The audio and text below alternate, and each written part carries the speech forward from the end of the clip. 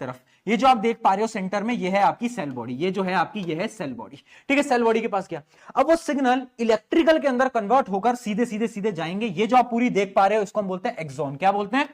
Axon.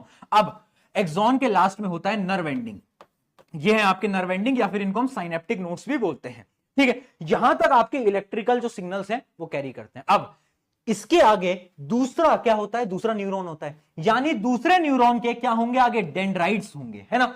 और इन दो neuron के जो गैप होता है ना, इनके बीच में गैप होता है, थोड़ा सा गैप होता है, उस गैप को हम बोलते हैं साइनेप्स। बहुत इंपॉर्टेंट है बेटा, सवाल आएगा पेपर के अंदर।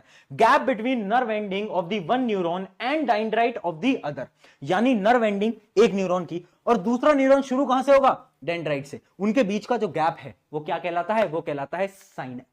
याद रखना। अब एक चीज समझना, हुआ क्या है, सबसे पहले सिग्नल आया केमिकल की फॉर्म में, डेंड्राइट में आया, किसमें कन्वर्ट हुआ, इलेक्ट्रिकल में। इलेक्ट्रिकल